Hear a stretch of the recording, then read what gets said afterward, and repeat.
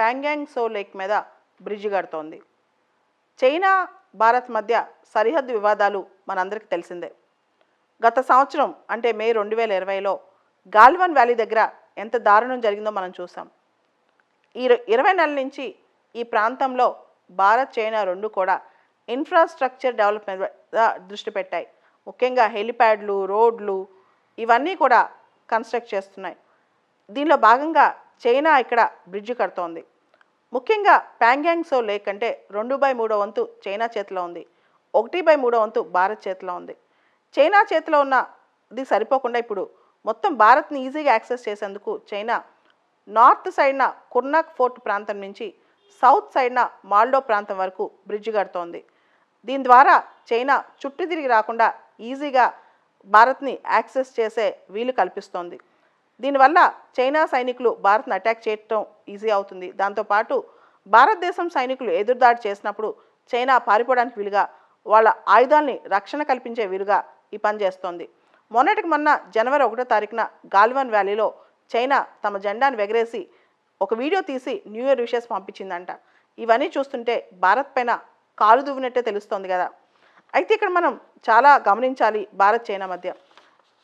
ముందుగా ఇక్కడ రోడ్లు, హెలిప్యాడ్లు ఇవన్నీ ఎందుకు కన్స్ట్రక్ట్ చేస్తుంది, ఏ విధంగా కన్స్ట్రక్ట్ చేస్తుంది మనందరికీ తెలుసు. మే 2020లో జరిగిన ప్రతిష్టంభన. అయితే యుద్ధానికంటూ దిగితే సైన్యాన్ని వేగంగా తరలించేందుకు, సైన్యాన్ని వేగంగా వెనక్కి తీసుకునేందుకు ఇది పనికొస్తుంది. ఈ దిశగా శాటిలైట్ ఇమేజెస్ కూడా చెప్తున్నాయి. అయితే భారత్ పైన మెరుపుదాడి చేయాలన్నా, భారత్ నుంచి మెరుపుదాడిని ఎదుర్కోవాలన్నా ఇది పనికొస్తుంది. ముఖ్యంగా సిరిజాప్ 1-2 వద్ద, సిరిజాప్ రీజియన్స్ 1 and 2 వద్ద సైనిక స్థావరాల మధ్యలో, మన సైనికాలు ఉండే స్థావరాల మధ్యలో అదనపు బలగాల కోసం చైనా ఇప్పటికే షెల్టర్లు, హెలిప్యాడ్స్, జెట్టీలు ఇవన్నీ కడుతుంది, బలోపేతం చేస్తోంది.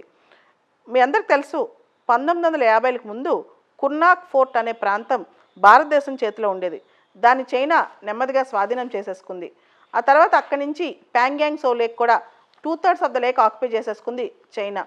దీంతో ఆ ఏరియాలో ఇప్పుడు రోడ్స్, బ్రిడ్జెస్, ఇన్ఫ్రాస్ట్రక్చర్ ఇలాంటివన్నీ కడుతూ ఉందన్నమాట.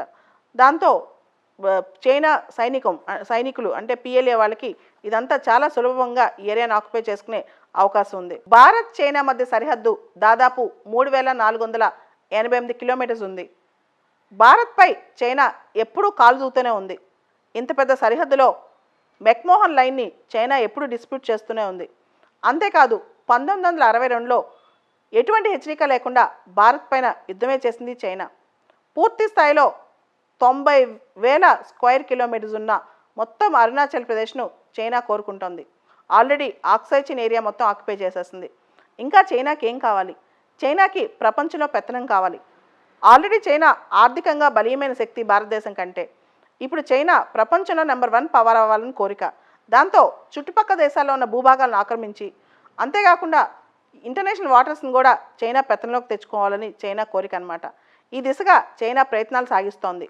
ఒక బుక్ ఉంది 100 Years మ్యారథాన్ అని చెప్పి. అసలు చైనా కోరిక ఏంటంటే కమ్యూనిస్ట్ చైనా ఏర్పడి 100 సంవత్సరాలు అవుతుంది 2049కి. 1949లో కమ్యూనిస్ట్ చైనా ఏర్పడింది. ఈ 2049 కల్లా చైనా ప్రపంచంలోనే నెంబర్ 1 అవ్వాలి, సూపర్ పవర్ అవ్వాలని కోరిక అనమాట. సూపర్ పవర్ అవ్వాలంటే ముందుగా ఇంట గెలవాలని. సో చైనా అదే ప్రయత్నం చేస్తోంది.